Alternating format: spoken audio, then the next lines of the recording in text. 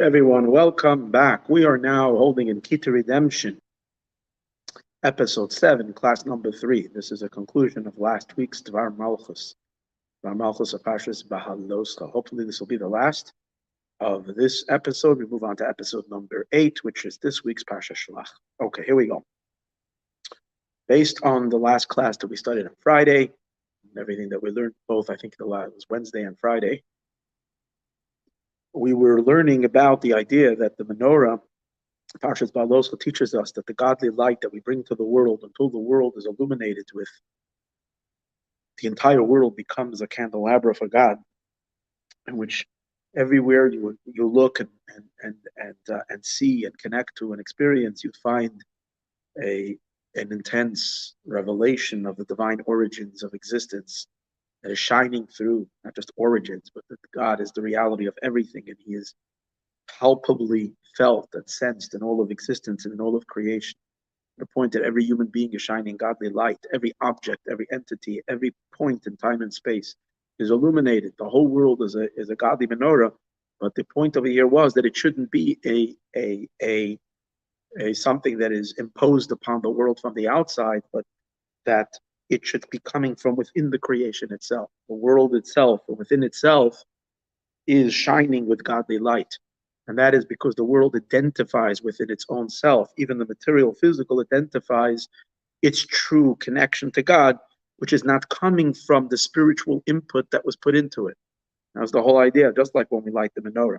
Initially, when you light a candle, the light of the candle is coming from the outside, an outside fire, and an outside person is contributing the light, the light, which is the flame, to the candle.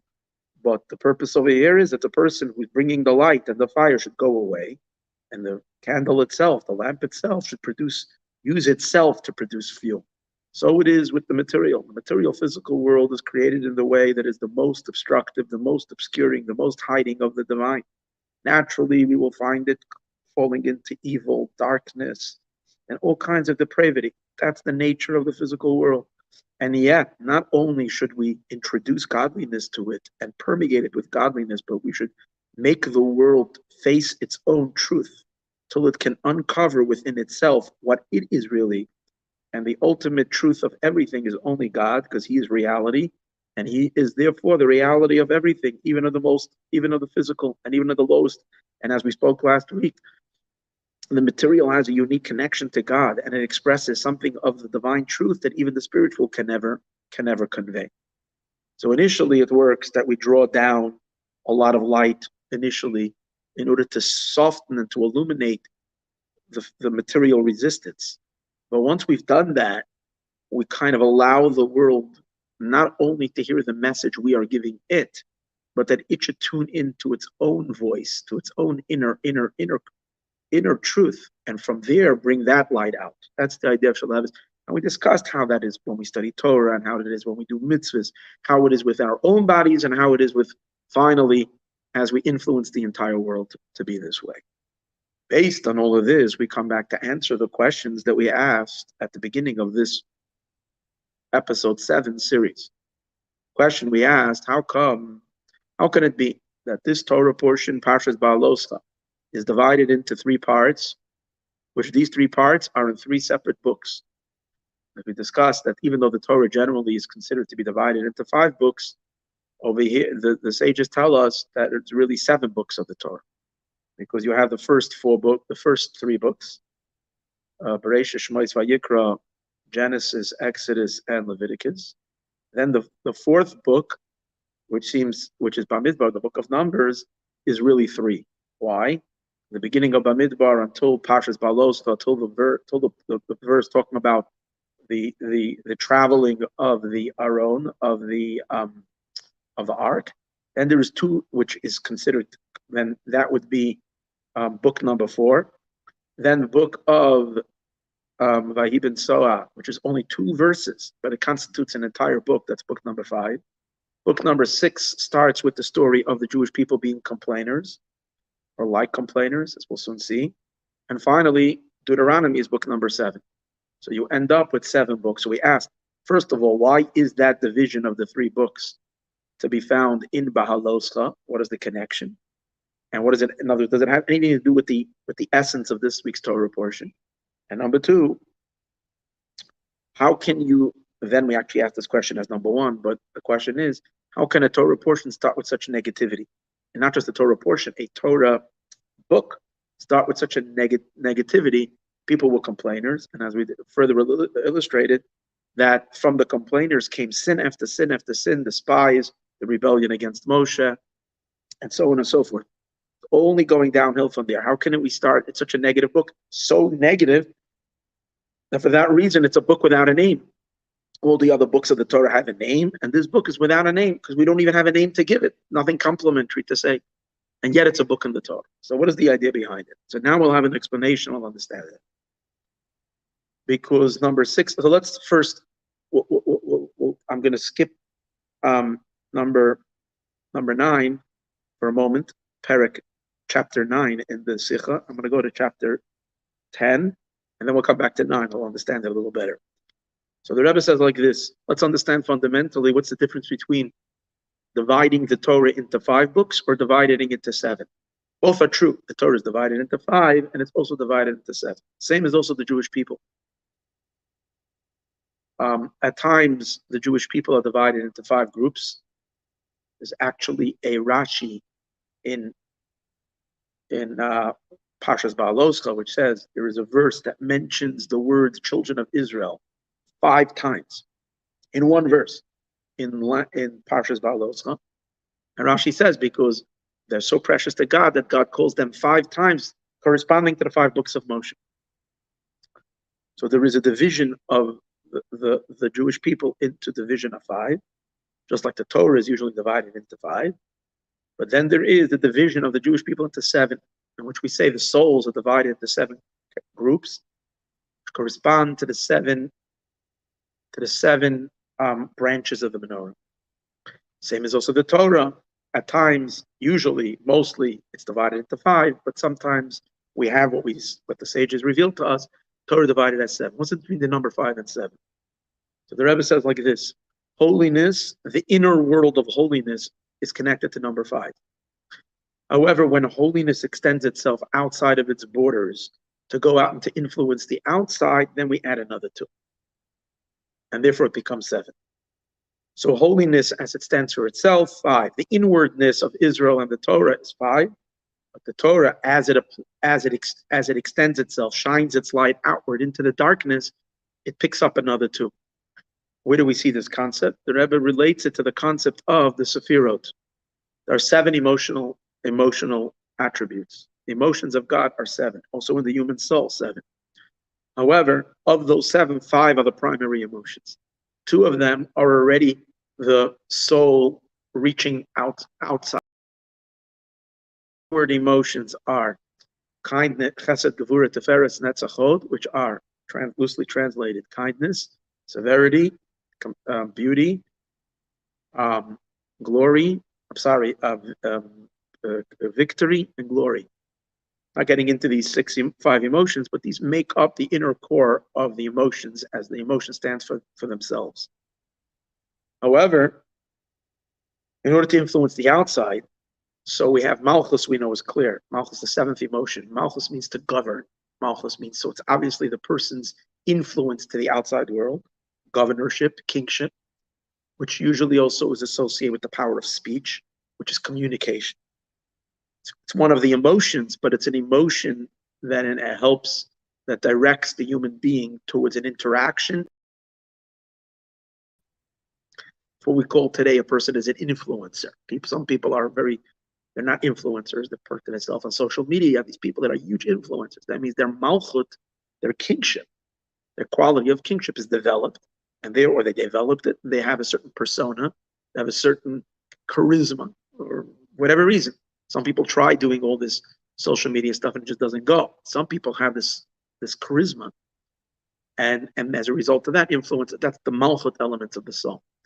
Now, there's one before that, the emotion called yesod, which is foundation, which it's meant to funnel all the other 5 emotions into the power of malchut, so that malchut can influence outside.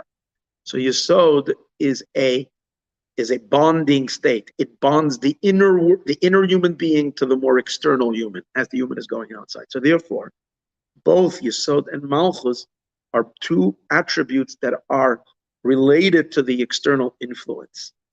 And therefore, based on this, the Rebbe says, when the Jewish people are divided in 5 segments, and the Torah is divided in 5 books, we're talking about Israel and the Torah as it is in its inner place, in its inner world, in the world of holiness.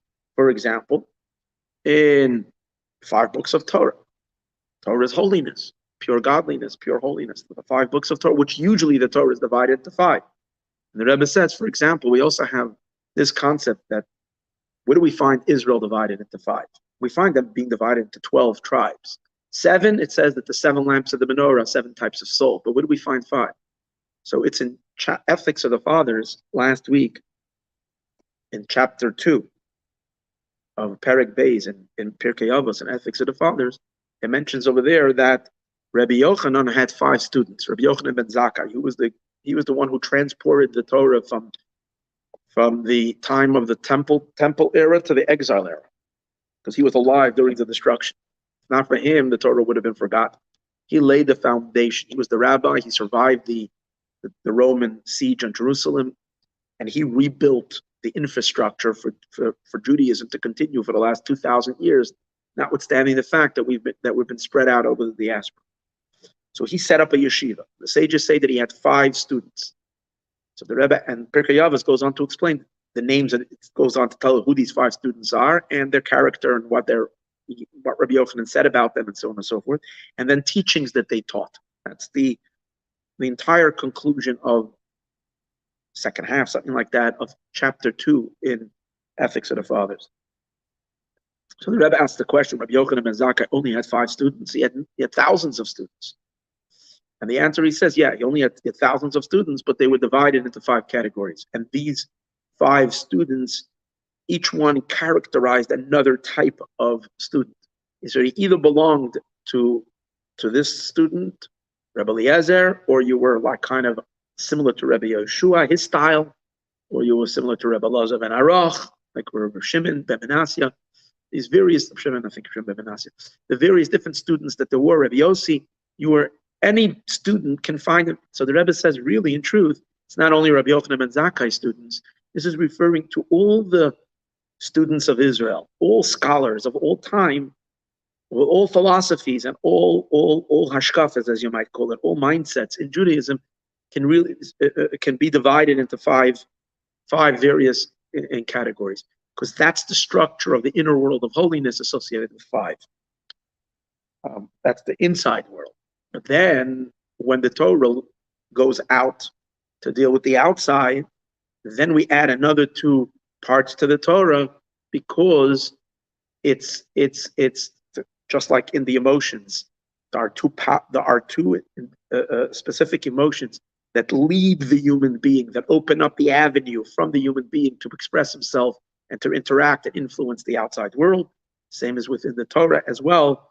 In order for it to go out of itself to the outside, it gets divided into 7, including these 2 things. So now, once we have this idea, now let's go back and understand the uniqueness of why the 6th, first of all, why the Torah is divided into 7. That emphasis is only noticed when we learn Parshas Beha'aloscha. In other words, whenever we are studying Torah, through our entire study process, we usually are not under the awareness that the Torah is a 7-book entity. We experience the Torah as the 5 books. It's only when we read this Torah portion we see those 2 verses. They stand out. By the way, it stands out very much because you look in the Torah, you'll see 2 upside down nuns surrounding those 2 verses, indicating that this is different than everything else. This is an entire book. So, but you're only aware of it in Parshas Beha'aloscha because it's something to do with the energy of Beha'aloscha. And now we'll understand. Since Beha'aloscha means to light up, And the purpose of Torah and the purpose of the Jewish people is not only to illuminate themselves, to be bright, shining illuminations for themselves, but they're here to light up a dark place, which means the world, and a godless world, and a world that's far, far, far from any kind of holy sensitivities. And over there is where we need to bring in the light. Over there is where we need to bring in divine consciousness. And that's the ultimate purpose in the days of Mashiach, when the entire world will be illuminated. And we take it even deeper. Not only do we have to shine our light into the world, but we have to uncover the intrinsic godliness that's within the world itself. Make the world shine even without the Jewish influence. Make the world shine even without the Torah's influence, that the world and everything in the world should be able to reveal its own God. That's why it's in Beha'aloscha that we introduce number 7. The Torah can no more hide behind, in its own cloak. The Jewish people can't hide in their little enclave and claim holiness. They must go out, step out of themselves and face the big world and influence all of humanity, 8 billion people on the planet. And that's why when we turn the Jewish people and the Torah inside out, then we have to add another 2 features, and that's why it becomes 7. Beha'aloscha means to light up the world. Over here is we need to turn it into, here's where it becomes 7. Now watch the wonder, the Rebbe says. Take a look at this wonder. He says, and because of that, we will also understand why the 6th book is such a difficult book, and the 7th book are both 6 and 7, in that both of them, the themes of them are pretty negative. The 6th book, as we said earlier, we don't find anything positive to say right at the beginning, so much so that we can't even find to give it a name. It doesn't have a name. It's the book without a name. And if we would name it anything, what would it be the name? And it was, the people were complainers. And as we discussed in class number 1, every word over there is negative. It says Vayehi in Hebrew, whenever it says Vayehi, and it was. Using the term Vayehi, it means negative. Ha'am means the wicked. Kimis onanim, complainers. And the next word is even bad. The word is Ra, evil, bad. So everything is bad over there. And the reason for that is, when you're going out into the world, and your purpose is to elevate the world, can't shy away from the dark stuff. You got to encounter the evil. You got to reach. Why?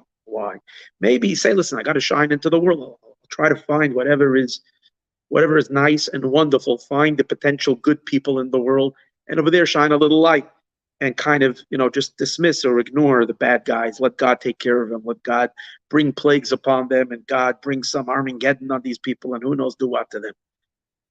That's not the Torah. Why is that not the Torah? Because, again, if our job would be to shine and bring salvation to the world from the outside, some redeeming power from above to shine in, and then we might argue and say, come into humanity, find those that are the most receptive towards holiness and spirituality, those that are most spiritual of the masses, teach them, get yourself a group of students, and that's it. But that wouldn't serve the purpose at all, because the purpose is not to penetrate from the outside and influence. If you're penetrating something from the outside, then you're only moving into a certain place. You can only go so deep. That's how far you can reach. But if the objective over here is to flip the entire world over from the inside out, which means to bring that creation itself, the material physical world, it should have an awakening to its own intrinsic truth. Therefore, should know God from within itself, not from some out. Yes, it needs assistance, it needs prompting, it needs some infusion of illumination and inspiration by rabbis, by teachers, by guides, by counselors. But the objective is not the spiritual influence. The objective is it should uncover and suddenly completely morphosize itself, morph into a. By what? It's not really a metamorphosis. It's really it results in a metamorphosis from it recognizing and acknowledging its own truth. The proof that something has essentially turned over is if it turns over from the bottom up. If the lowest elements of the material world are now compliant with God. as long as only the highest elements of the material world are influenced, are inspired, are excited, are yielding to God's message and to God's will and to truth and so on and so forth, but the lower things are not, then you don't even know if even the higher inspiration is true. It's because you overpowered it from the outside. It itself has not changed. But when something truly changes, it has to change, and it should experience a reversal from its lowest point. Because then you know it's coming from it's not coming from outside. And there's no place in it. In other words, once physicality is redefined, because physicality realizes that its stubbornness and its obsession with self, that's what the material is. It's obsessed with self. It can't hear anything else. But once it realizes that self that it is so protecting is the ultimate absolute self, which is God, and that's its boldness of beingness, that's its absoluteness of what it feels, then that which has been most selfish, that which has been most resistant, it too becomes aligned and synchronized with God's will. It's almost like the egos themselves discover that the true ego is the I am who creates everything, and he's the reality, and they're just a manifestation and an expression of that truth. And therefore, everything clicks with God's truth, which he reveals in the Torah, but not through inspiration coming from above, but intrinsically from below. That's the transformation. Therefore, the Rebbe says, in book number 6, we have to expect that we're going to travel into some very, very dark places. That's exactly what happens. Immediately, right as we start the book number 6, we immediately find ourselves in a place where we're unfamiliar with, because for those that are till now studying the Torah and are in a heightened level of light and divine enlightenment, suddenly you're amongst a bunch of people who are receiving the biggest gifts of God, and they're ungrateful. And they're complaining. They have nothing good to say. So what does that feel like? Does that feel like heaven, or does that feel like a hellish experience? It's a hellish experience. It feels like a very dark situation. Here you have a bunch of people that were taken out of God from Egypt. In other words, it's not an expression of anything spiritual. It's not their soul that's saying that. It's their animalistic, egotistical selves. How egotistical can you be that God can be providing you with the biggest miracles, and yet you're complaining? And that's what they were doing. They were complaining. But that's the whole point. We have to get into the place where there is complaints. And we have to do a purification right over there. Over there, a person who is a complainer, a person who is ungrateful, and that person should come to a recognition and a discovery of God. And it doesn't end over there. Immediately after that, we go into a place of doubt. That's what happened with the spies. They go into the land of Israel. They see it's mighty, it's powerful, it's strong. They come back and they're scared. So where are we? Where are we now? We're in a place that doubts God. Well, that's part of the darkness of the world. It's a place that doubts God's power. Again, a people that saw the biggest miracles, and yet they're doubting God's power. Not only that, the conclusion is that God can't do it. And therefore, they rebelled against Moshe. So we're talking about a rebellious place that's doubting God, a dark, godless space. And then we're talking about people who have the Levites who fight against Moshe because they feel that even though they were given a position, they're angry that they were not given the highest position. So we're talking about greed, envy, greed, jealousy, and things like that. We're going through the darkest elements of human emotion. Part of it is also lust. One of the things that happen in Beha'aloscha is that people are lusting for incestuous relationships. God had forbidden them, and instead of being happy that God is giving them a way to live like an angelic life, a higher life, they're complaining. They're complaining that they can't live and in fulfillment of their most basic instinctive animalistic drives. So the Torah is right now entering into the darkest recesses of the human experience. And what's the point of it? The point over here is that even those dark experiences should flip over.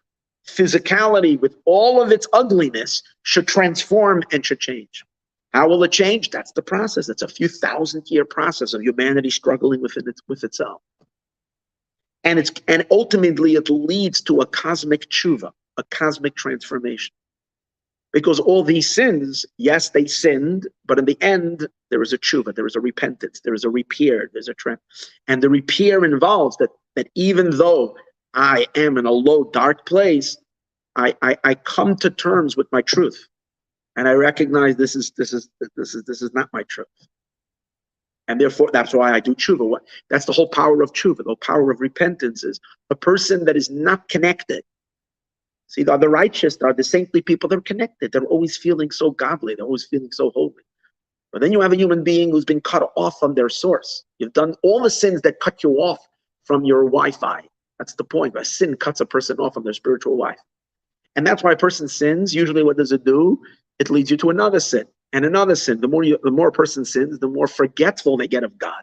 The more their ego inflates, the more God becomes the last thing on their mind, and they go farther and farther and farther and farther and farther and farther and farther and farther astray and astray. So they don't feel anything.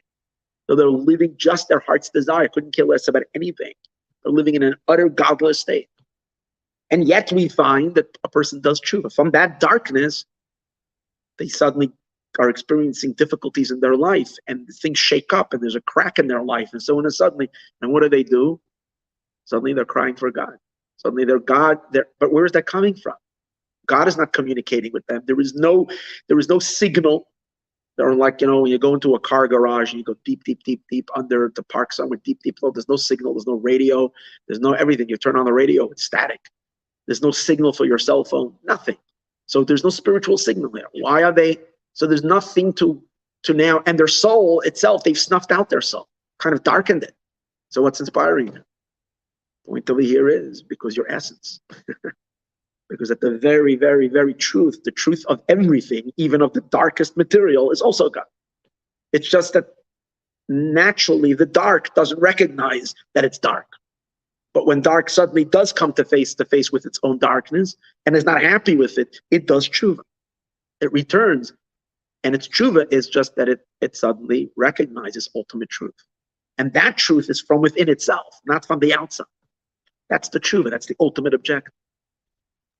So if we are going to do a Beha'aloscha, if we're going to elevate the world, so Beha'aloscha means to elevate the world. And it's going to be elevated, like God says to Aaron the high priest. He says, when you're going to elevate it, make sure that it will burn with its light. I don't want you projecting the light in it.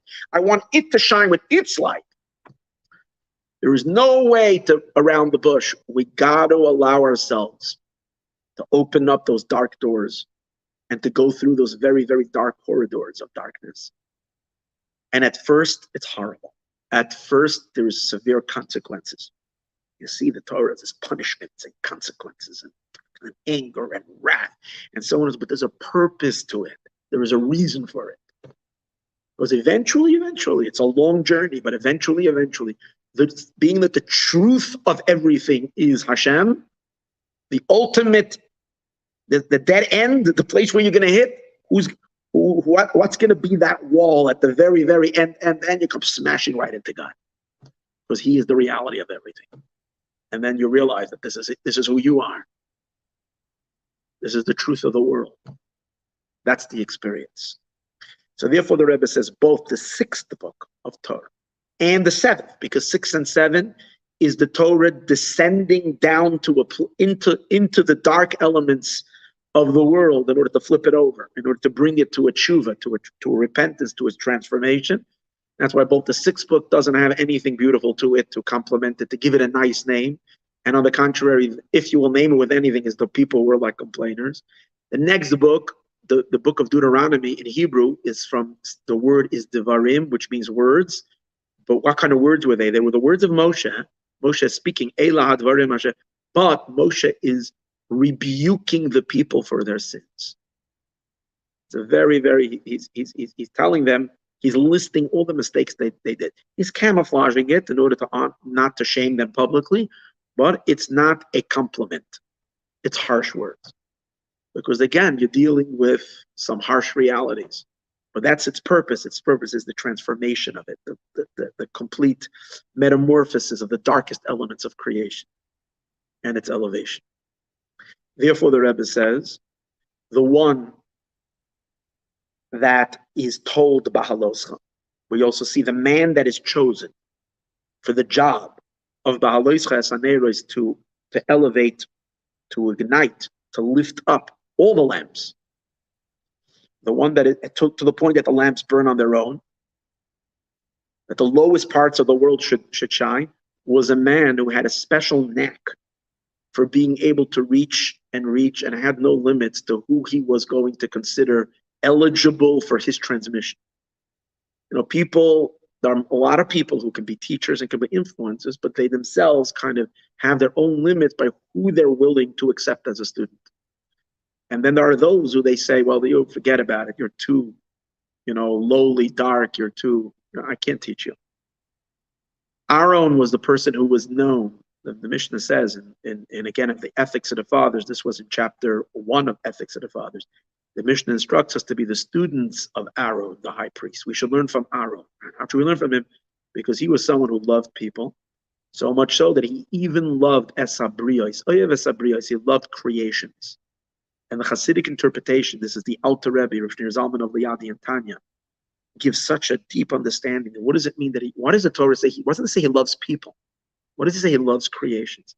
You say he loves people, you can argue. You can say people who appear to be like people. But how about people who look like animals? How about people that have lost their human face?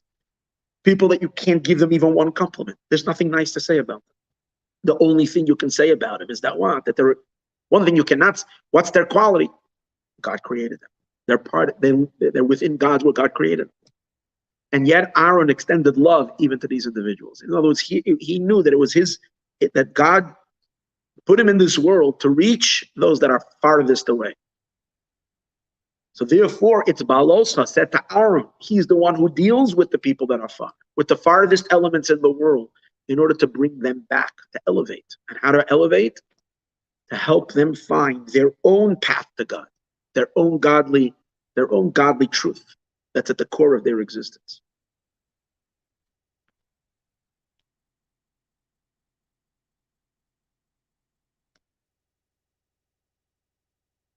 Now, based on all of this,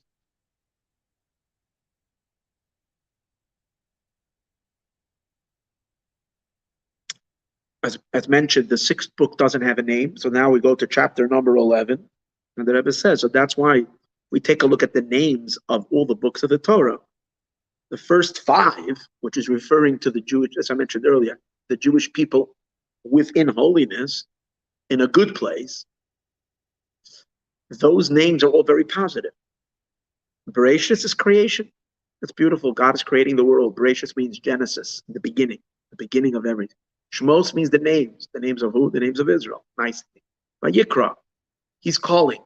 We feel that God is calling us. The other one, Bamidbar, which means numbers. Bamidbar, which means wilderness. But the theme right in the beginning of Bamidbar is that even though we're in the wilderness, God is calling us. God is counting us. It's talking about, especially the non-Jewish name for it is referred to it as numbers, meaning that it's not the Torah name, but it's called, which numbers means counting. Is that there is an affection over here, an affectionate relationship. Those are the first 4, and even the 5th book, which is Vayi ben Saya Aaron, the parsha of the book of the ark was traveling. What are we talking about? A traveling ark. Again, it's something beautiful. It's something wonderful. Something I and you and all of us would like to see. We would want to be there. I wish I could be there when watch the ark traveling. I want to be there when God is counting Israel. I want to hear Hashem calling Moshe. It'd be nice to see when God is listing the names of Israel. It's beautiful to see the genesis of all of creation. These are all beautiful things, but when we get the sixth book, it's short stop. Suddenly, what are we talking about? As we said earlier, a dark story. The people were complainers, no good. And then, as we said earlier, Dvarim is harsh words. Not everybody would like to be there when Moshe had to list all of our sins. Difficult to hear. But again, the purpose of the descent into those dark areas, as the Rebbe explains, even the 6th book and the 7th book is also a book of Torah. It's a book of Torah. Because eventually, it too leads into holiness. Even the mistakes, and when it seems like we derail and we go off the beaten path, and we get ourselves stuck in the mud, into really, really very dark and negative places, the intention is not, the Torah is not telling it to us because it wants to shame and show us that we're miserable failures. The Torah is really showing us that the Torah itself will talk about these things because this too is part of the Torah. Yes, the Torah instructs us to stay on the path, but the Torah also opens up the possibilities that when we stray from the path and we go completely off target, that too becomes part of the Torah. It could be elevated. I saw a beautiful story. The holy Chidushei Harim, which was the fifth Rebbe of the first Rebbe of the Gura Hasidim, great, huge Hasidic dynasty from Poland. It's interesting we mention it because the Rebbe at the end of this talk talks about Poland. We'll see in a moment, in a few minutes towards the end of the class. In any case, he was a great with thousands of followers. And he once went to visit the Rebbe of Radzmin, which was another great Hasidic dynasty in Poland. He was a friend of his, colleague of his. And he met the Radzminer Rebbe, and he found that the Radzminer Rebbe was very down. He was heavy. He saw in him that he's down. And he said to him, Yankel, they were friends from when they were young. And he said to him, Yankel, his name was Yankel of Radzmin. He said, why are you so sad? And the Rebbe of Radzmin said, can't help it. I'm learning these Torah portions. It was the summer months in June. It's these Torah portions. It's sin after sin after sin. And it's depressing of the sins that our forefathers sinned so many times.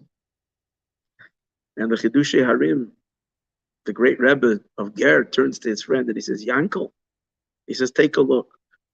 Their sins, they sinned and sinned and sinned. And look what happened of it. A whole Torah was written from their sins.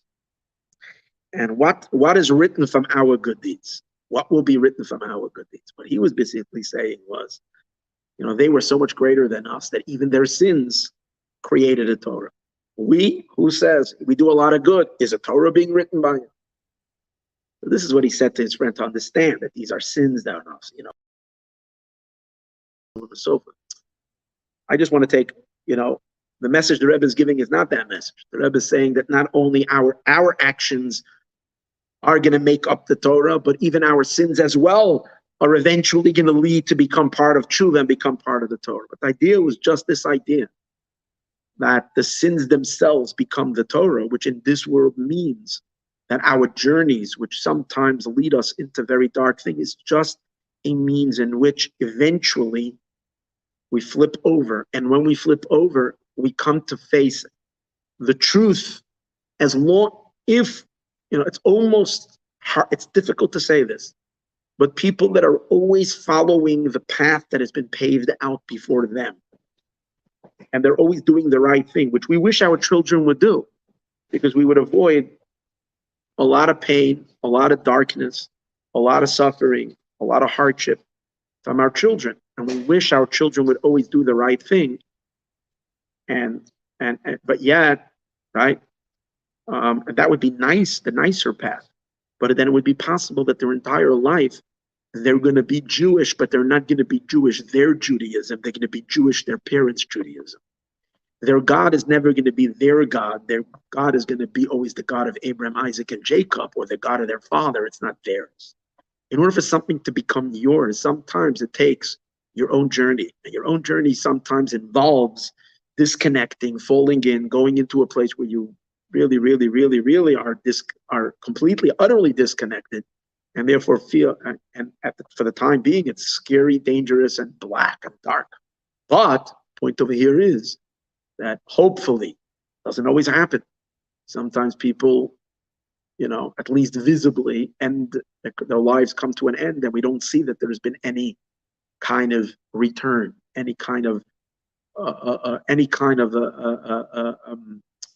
deeper truth that they've arrived to. But then we know that when a soul leaves this world, it's not finished. Then it comes back down in a reincarnation to finish the journey. Every soul has to conclude its journey. And the journey of all of us eventually has to be that we do tshuva. And when we do tshuva, we come to a connection to God that's much deeper because it's our lamp. It's no more a lamp that's kindled upon us from the outside. It's our own lamp. And that's our story over here. The story is that the only reason we sin is so that the world needs a rectification. And the Rebbe says an amazing thing. When the Jew does tshuva, when the Jew falls into dark places, disconnects from God, and he does tshuva and returns to God from within the dark place, that influences the world itself, that the darkest elements of the world somehow are turned around and become allies to holiness, supportive of holiness, and expressions of holiness that otherwise would never happen. And it's a direct result of a tshuva process that's taking place within a soul. It affects the darkest elements, which is the ultimate objective, that the entire world from its lowest layer should become holy. The Rebbe brings an example, a teaching from his great-grandfather, the Alter Rebbe, where he says in one of the discourses that when you want to lift up a building, and so you can take the forklift and you can stick it in between the bricks, and you can lift the third floor up, you can lift the second floor, but if you want to lift the entire building, you got to lift it from the bottom, from the lowest stone. And that's the point over here. To lift the entire world up, you got to go to the lowest point in creation and lift it up from the bottom. So how do we lift it up from the bottom? Through the mistakes that we make and the tshuva that we do, the return when we come back after we've become disconnected. That's why the Rebbe says, interesting, and since that was the purpose of the reason we derailed to begin with, that's why when the Torah says this uncomplimentary statement in the beginning of the 6th book, it says the people were complainers. The Torah is very careful. The Torah doesn't say the people were complainers. The Torah adds one word. The people were like complainers. The reason it says like complainers is because they never really were complainers. This was divinely orchestrated that they should fall into this silliness, into this dark place of ingratitude, so that they can later ask themselves the question, what's with us? And then they can come to a deeper understanding of their relationship with God. So therefore it says like complainers, because it never was real. See, our truth is our godly. That's our truth. The other stuff is not our truth, even if it lasts sometimes for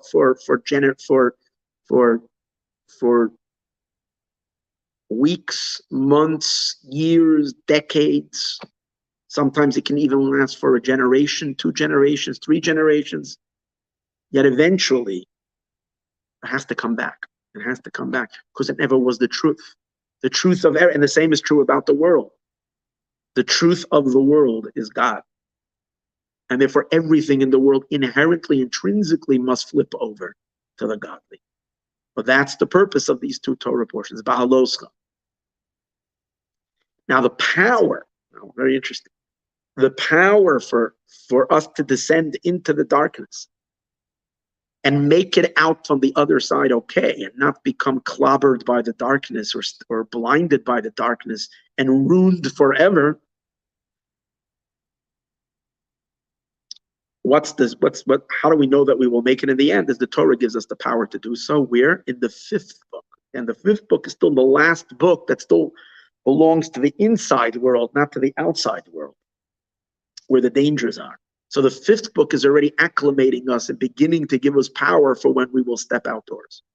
It's like a person dressing up really well with a really, really good winter coat, putting on a scarf, ear muffins, a good hat, and gloves, and boots, and really preparing themselves while you're still indoors to face the freezing, howling winds and bitter cold when you go outside.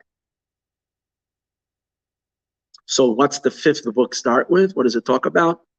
when the ark traveled, and Moshe would say, "Let your enemies fall." Kum Hashem, God, get up, your enemies scatter. In other words, we're already preparing the powerful cannons, the powerful godly weapons, so to speak, to take down the forces of darkness that are prowling everywhere outside. So we arm ourselves in the fifth book so that even though we dip immediately into the sixth book, we're dipping into darkness, we're empowered that even if temporarily the darkness will get to us momentarily, but ultimately we overcome it and we do tshuva. Based on all of this, the Rebbe now takes it and turns it, and he says we will also understand the next Torah portion. Here's the Rebbe's linking it up with the next Torah portion, which is Pasha Shalach, which in our case, when I'm giving this class, it's actually this week's Torah portion. It's the story of the spies. Now, the reason the Rebbe is talking about it is because on Shabbos Beha'aloscha, remember, every Shabbos, we have one Torah portion, but by the end, Shabbos afternoon, we're already getting a sneak peek into the next Torah portion, because by Mincha, we read the next Torah portion. So by Mincha, we already read Shlach. And over there as well, the Rebbe says, the story of the spies is a very, very difficult story. And now, okay, sin. God gave us free will. Everybody understands that. People can make bad choices, and they made a poor choice. Fine. But why does the Torah tell it to us? The Torah is not here. The Rebbe says, is the Torah here, God forbid, to tell us bad, to tell us what we call Lashon Hara, to tell us the sin of the spies were that they spoke bad on Israel. Their sin was that they gossiped. They said, they spoke unfavorably. And now what is the Torah doing to all of you, to all of us? It's forcing us to read the book, because the Torah, we have a mitzvah to study Torah, and the Torah forces us to read the negativity of those people and how they sinned and how bad they were. So the Torah is also doing the same thing. It's speaking negative about people. And we know, maybe, okay, the Torah doesn't hide from truth. We'll tell you the truth. No, we know already a rule that the Torah avoids speaking, even when it comes to animals. The Torah avoids speaking disrespectfully about animals. We see in Parshat Noach, the story of a flood, right in the beginning of the Torah, when the Torah tells Noach to take from the kosher animals and from the non-kosher animals different amounts. From the kosher, he was supposed to take 7 of each. From the non-kosher, he only took a pair. So when the Torah speaks about them, the Torah doesn't say the ones that are pure and those that are impure, or the Torah does not say those that are defiled. Tameh means defiled. Instead, the Torah says, take from those that are pure and those that are not pure. And the reason it says by the sages, the Torah doesn't want to say a negative, that they're defiled, that they have a tumah, there's something dark about them. So the Torah just says it in the most minimal, it's lacking purity, that's all. So if the Torah is so respectful even of an animal, not to shame it, how about these 10 people? Why would the Torah be shaming them? Why would it tell you this story? Another question the Rebbe says, we know that the Haftorah is always supposed to complement the Torah portion. Haftorah is the portion of the prophets that we read always at the conclusion of the Torah portion, with the story of the prophet. So the Haftorah of Parshas Shalach is talking about Yehoshua, Joshua, that he took 2 people, two men, and he sent them as spies. And they were successful in their mission. They came back and they were successful. So the question is, we're talking about 2 complete different stories. In the parsha, we're talking about a horrific failure, one that brought to the upholding of the divine plan to bring the Jewish people into the land of Israel, and cause the Jewish people to stay in the desert another 40 years, and ultimately resulted in Moshe Rabbeinu passing away. And that's what brought us, as we know, the story of Tisha B'Av and the destruction of the temples. Everything was brought upon because of this devastating story. So it's a terrible story. It was a very unsuccessful mission. The second mission, the one in the Haftorah, is they sent spies and the spies were successful. How do you match up the Haftorah with the parsha? It seems like 2 complete different stories. So the Rebbe says that forces us to say that when you can look at the story of the spies and see only the negative. You can see a failed, miserable mission and the people who perpetrated as miserable failures, or you can say the Torah would not have been telling us negativity. It must be there is a hidden complement over there. There's a hidden good thing. We have to look a little deeper and find that. And that's why the actual mission was successful. It took 40 years later till it reached its completion. So the Rebbe says it's exactly that. Joshua's spies were actually a continuation of Moses' spies. Moshe's spies started it. In the middle, there was some kind of a hiccup. And yes, with devastating consequences. But we have to look past all of that and realize they started something. They started the conquest of the land. It was. And the very mission of spies, Joshua copied it. He too sent the spies. And where did he get the idea to send the spies? He derived it from Moshe sending spies. Now, why would Yeshua do that if Moshe's spies were such a catastrophic failure? The answer is, it wasn't such a failure. It wasn't such a failure. Externally, it was a failure. Deeper, it wasn't. Now, we're going to understand where the Rebbe is going with this much better in episode number 8, which will start tomorrow. How the Rebbe sees the spies and why it wasn't an epic failure. But here he's laying the seeds for it. Obviously, you have to say it was. In a sense, as we're going to see, it led us to a deeper conquest of the land 40 years later. But it didn't leave us to a conquest on the land on a much deeper level. Temporarily, yeah, it was a setback. And what Moshe started, Yeshua's spies continued. And he completed it. And the reason Yeshua was the one who had to complete it is very interesting. Conquest of the land has to do with making a land that once belonged to the 7 evil nations that lived there, corrupted nations, turning it into the land of Israel, is the theme that we're learning about, taking an unholy world and turning it into a divine candelabra, into a menorah, beginning with the conquest of Israel and turning it into a Jewish land. Now, being that that's the case, initially Moshe was supposed to do it, but Moshe didn't do it because there was a 40-year delay. Moshe ends up passing away, and Yeshua took over. Now, the sages say regarding Moshe and Yeshua is that Moshe is compared to the light of the sun, and Yeshua is compared to the light of his face, is compared to the light of the moon. The sun and the moon represent. The moon is, in a sense, doesn't have any light.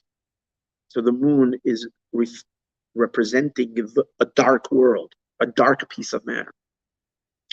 The moon initially gets illuminated by what? By the sun. When the sun shines on the moon reflects its light to earth, and that's why we have light at night, from the sunlight being reflected to the moon. But whose light is it? It's not the moon's light. It's the light of the sun bouncing off the moon and being bounced and being shown to the earth. But it says that's not the ultimate story of the moon. Eventually, the moon will shine with her own brightness in the days of Mashiach. As the verse says, the moon will have, the light will be as powerful as the sun. That means that all the light that the sun is shining upon the moon is only a trigger. It's only meant to warm the moon up until the moon finds its own light. What does that mean? How is that going to happen? I don't know the science of what's going to happen. It's God's. But the moon eventually is going to produce its own light. And this is reminiscent of whatever we're learning about over here. This is reflecting this whole idea that Beha'aloscha, it has to be lit up from below. So therefore, it has to be Joshua who eventually has to lead them in. Because the ultimate conquest has to be a conquest that's not coming by holy channels. Moshe is a divine being.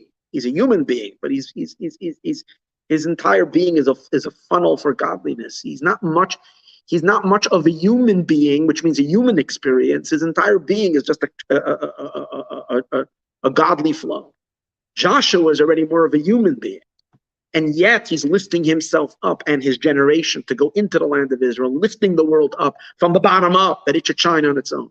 And the Rebbe adds, even Moshe, when God told him, when he sent the spies, Rashi tells us that God says to Moshe, I'm not telling you to do this. I'm not mixing in. I don't think it's such a good idea. You do it on your own. Why is God telling Moshe doing it on your own? So everybody learns it's negative. God says, this smells bad. You're going to do this. You're going to mess up. Don't do it.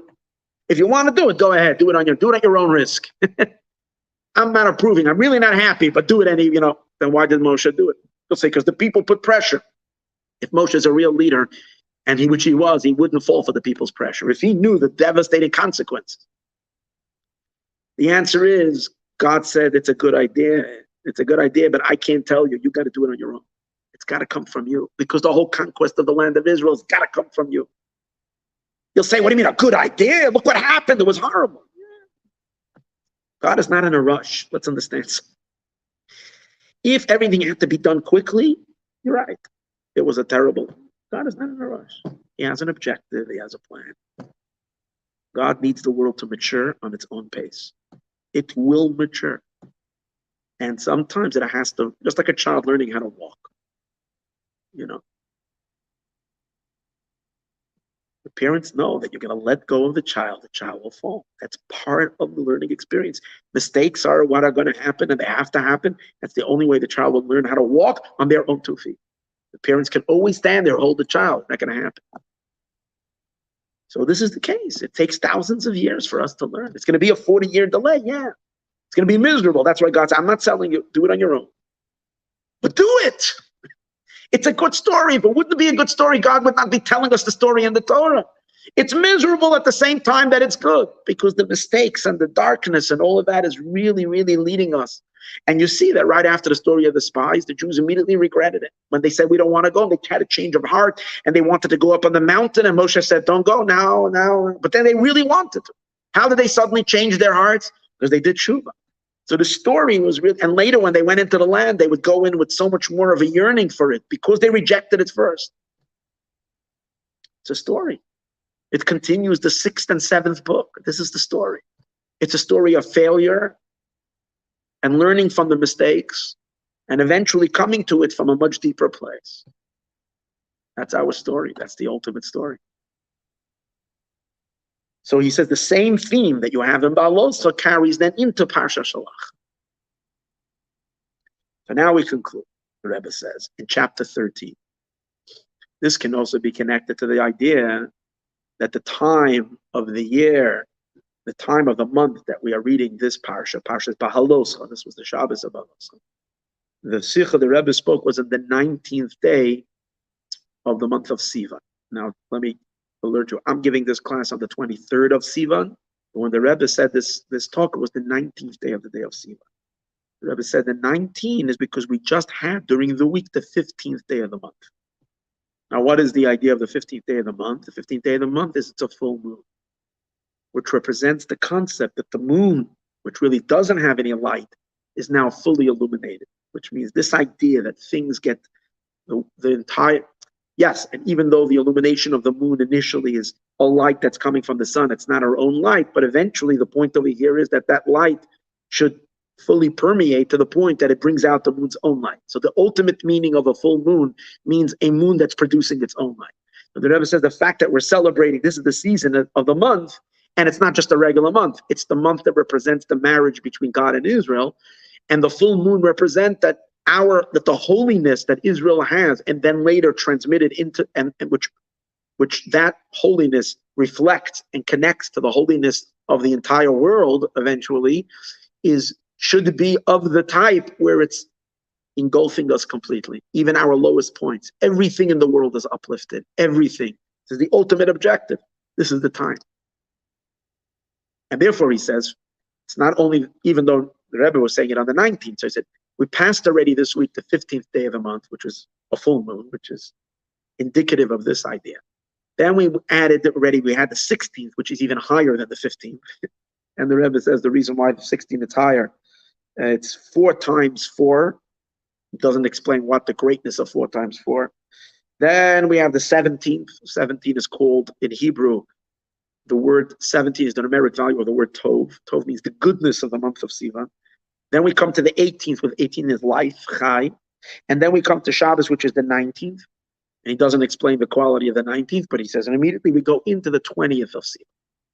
So what's the 20th of Sivan? So over here, the Rebbe stops for a moment, and this is a little parenthetical, but it brings out the theme.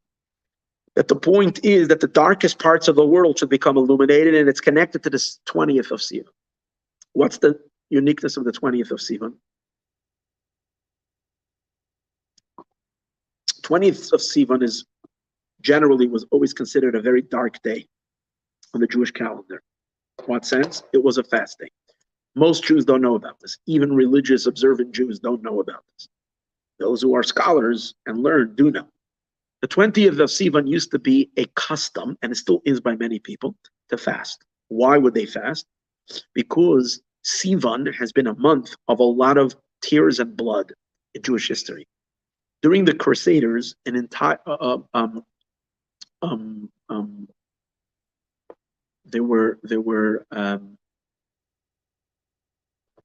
there was a lot of carnage and a lot of Jewish communities in Germany, in the Rhine, in these places that were massacred. Hundreds of thousands and thousands of people were murdered. Many times they were being forced to baptize and they didn't want to, and they gave their lives up. So the 20th of Sivan was a day dedicated to mourn for all, and it happened in the month of Sivan. A lot of that happened at this time of the year. I'm not sure, but I think included in that, in Shulchan Aruch, in the Code of Jewish Law, there is a commentator, a major halachic authority called the Magen Avraham, and he writes in chapter 568, Tav Kuf Samach, Sif Kot Ches, in the eighth little note. He says over there that it is a custom to fast on the 20th day of Sivan in all the Polish Empire. It means all Jews in Poland have this custom. So the Rebbe first points out, okay, so the 20th Sivan is a fast day, and it relates to the Polish Jewry. So first of all, it has to be understood that Poland in those days was a large. It included the borders used to change every day in those times. Poland, Russia, Ukraine, the whole area was constantly being swallowed up. Different countries. Lithuania was part of Poland, then it was part of this, and then it was part of that. I don't know the history, but all I know is that it was a constant back and forth. But when you say the entire Medina's Poland, it included also big parts of Russia at that time. And the Rebbe points out that even though it says it's a custom to fast,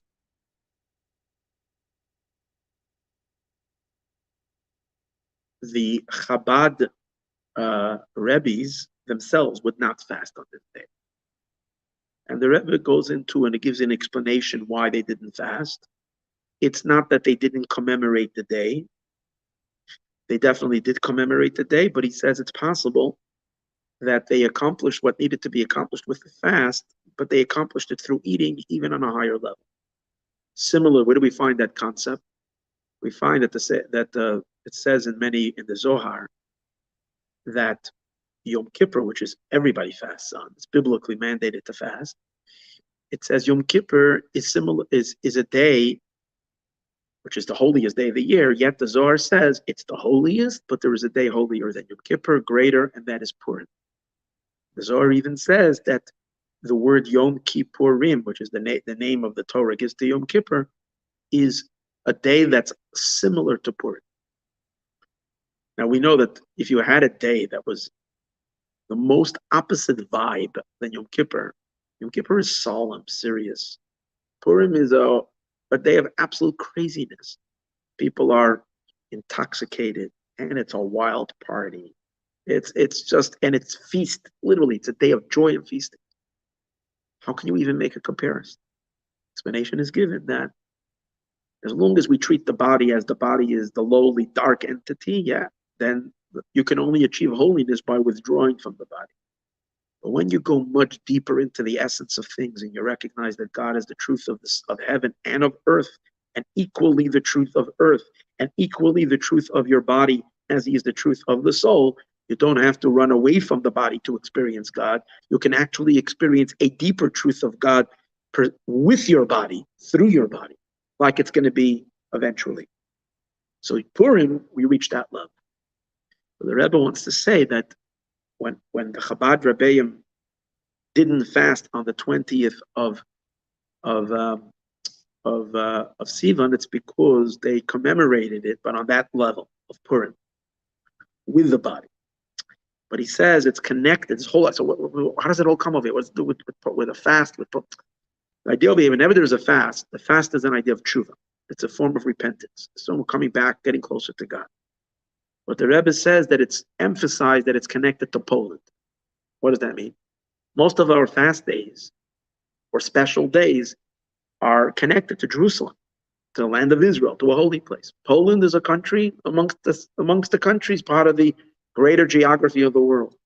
Well, the Rebbe says particularly Poland is a country related to the exile of the Jewish people. So much so, he says, that there were those who said, after the Spanish Inquisition in 1492, when thousands of Jews left Spain and they were wandering, they took their wanderings, they're looking for a place to put their weary bodies down. And Poland allowed many Jews to come in and settle there. I'm not sure that's where Jewish life in Poland began. I think it started earlier, but that was a major wave of immigration from those who left Spain and ended up in Poland. When Jews came there, they said something about the name Poland. Now, usually we say the name Poland with a D in the end. But in Yiddish, the way we refer to it's written, or in Hebrew, the way we refer to Poland, it's Polin. Polin. There's no D in the end. Which the word Polin can be divided into two words. Po, which means here. Lin, we will lodge. Polin, here is a lodging place. This is the lodge. What does that mean? Jews found the Poles to be, relative to the surroundings, pretty hospitable to them. For many hundred years, Jews' lives in Poland were not that difficult and did not suffer as such persecutions that they did in many countries around. The Rebbe brings over here in one of the footnotes what Ramosha Isserlich is the founder of the Code of Jewish Law. He and a partner of his lived in Tzfat, but Ramosha Isserlich is the leader of Ashkenazic Jewry. He was the rabbi of Krakow in the 1500s, in the 16th century. So he writes in one of his writings, he says, it is better a dry piece of bread, representing the poverty that the people in Poland had. A lot of poverty, very poor people. He says it's better a dry piece of bread over here in Poland, in our countries, than the anti-Semitism and the hatred that we've experienced in Germany, going back to the old anti-Semitism in Germany. And if only, he prays and he says, so let it be until the Messiah comes. Sadly, this was not fulfilled because the Germans came in, and at that time, as we know, the Poles were not our best benefactors during that. Although I have to say, because a person always has to give gratitude, I'm alive today physically because of a Polish family.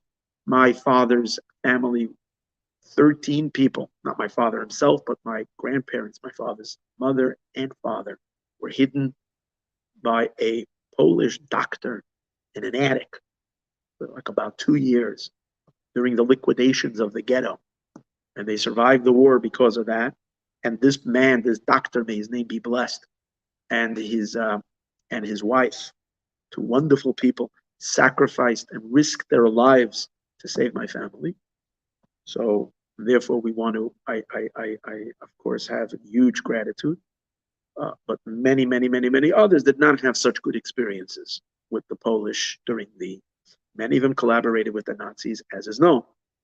There were those outstanding people that were extraordinary people. But in any case, the Ramah writes, the Rebbe brings that the Ramah writes that Poland was relatively more accommodating to the Jewish people living in their countries than the hostile nations around. And that's why they said that the word Polin comes from over here we will lodge. So therefore, what is the Rebbe going with this? Where he's going with this is that Poland represents a space for the Jewish people during the time of exile. It's the wandering Jew. It's outside of holiness. It's the world outside of holiness. And yet, what happened?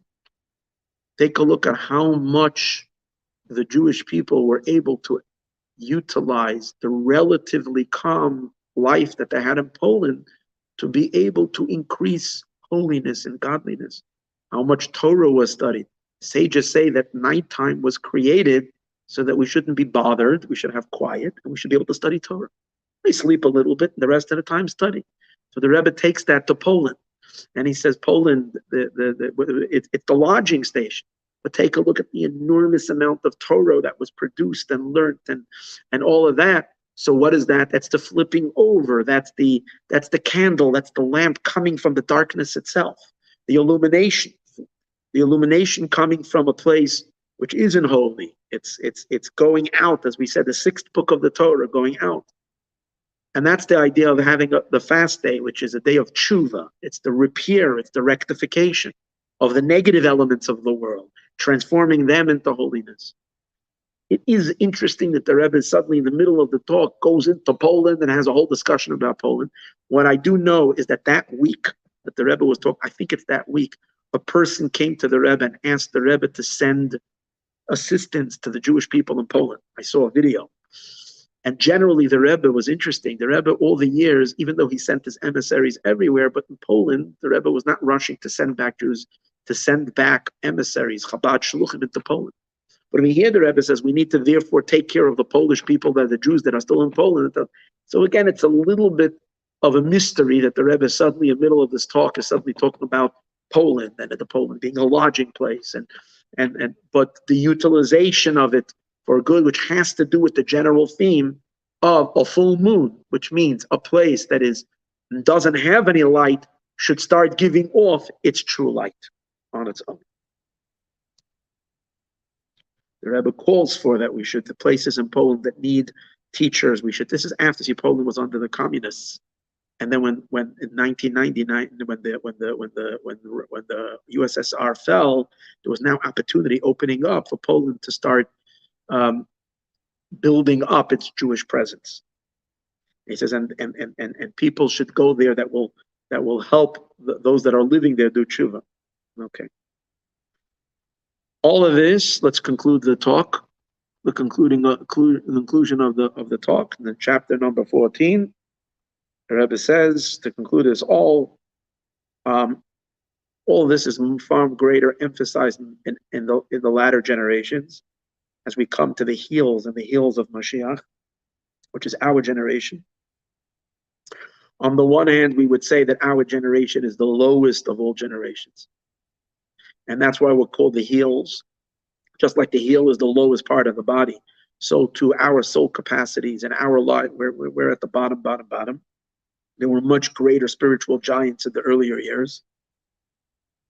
However, on the other hand, the good part about our generation is that we are the beneficiaries of all the goodness and holiness that was done, because all the goodness and holiness that was downloaded is preserved for us. It's all there, and it's all there. The earlier generations did not have so much goodness done backing them. We have so much. You'll say, well, we also have a lot of sins backing us. We have a lot of darkness. We have a lot of trauma. And most people will talk about the trauma. We're born with trauma already from previous experiences, and we're carrying all this baggage. The Rebbe doesn't want to see that. Why? He doesn't want to look at that, because it's not that the Rebbe doesn't know about that, because they realize when we go through the hardships and the difficulties, the sins get dismissed. They get cleansed, purified. But what remains lasting and permanent is the goodness. So all the goodness of all the generations are powering us from behind. So we might be, pretty small people, but we have huge empowerment backing us from all the generations of good deeds that were done and mitzvahs that were done. In this sense, our generation is receiving from all the generations, that we have a benefit. But we're still at the bottom. But here is the twist. Just like we said, that the whole purpose is that the very bottom should rise up. Like we spoke about the world, and the lowest places of the world have to find their own light and then light up, and then the flame has to come up from the bottom. So too, it's our job that the final generation, which is the last generation of the exile, should flip over and become the first generation of redemption. And by doing that, we will elevate all the generations preceding us. Because the people that will physically be alive by the redemption will have received such divine illumination, and through us it will travel back to all the previous generations, so much so that it will invite them all to come down into our world. But who's going to be the trigger? Where is it going to come from? It's going to come from the last and final generation. So he said this whole idea that the lowest has to not only receive from higher, but intrinsically but discover its own light, and as a result fire up the fire from the bottom up. That's our generation more than all the generations. We might be at the very bottom, but precisely because of that, we have the capacity, and in us lies the ultimate divine objective that we should make it happen for everybody. So it's awesome to be alive in our days because we were given that ultimate merit and that ultimate schus. And particularly he says that our leader, the leader of our generation, the Rebbe is referring to his father-in-law, has shown already the way that we have to love everybody, and that we shouldn't make any differentiations between who we decide is worthy and who's not worthy. We should reach out to every person to show love, as we spoke, like Aaron the high priest, to everybody without discrimination. And he has already spread Torah to the farthest places in the world. The Rebbe says, actually, in our generation, you don't even have the ignorant people that once were. It's an interesting footnote over here. Because today's days, because there is such a proliferation of knowledge, even the people who don't know more than the people who didn't know in those days. So we're not that low, he says. We're actually pretty redeemable, we might say. And particularly after the previous Rebbe had announced his announcement that we are so close to the redemption. If we do tshuva, we're going to have immediately the redemption. We do tshuva immediately, and then we have the redemption immediately. And when he also announced that all we need to do is polish the buttons, we finished already preparing. And we took it even further. We finished that, polishing the buttons already. We just have to stand upright and ready to greet Mashiach. Therefore, all of this should add more vigor and joy in the last finishing touches that need to be done. In other words, we need to be enthused with enormous energy in doing what? Preparing ourselves for the redemption. By doing what? Adding one more mitzvah, adding a little bit more Torah light, and ultimately it should arrive to everywhere till it should illuminate the entire world.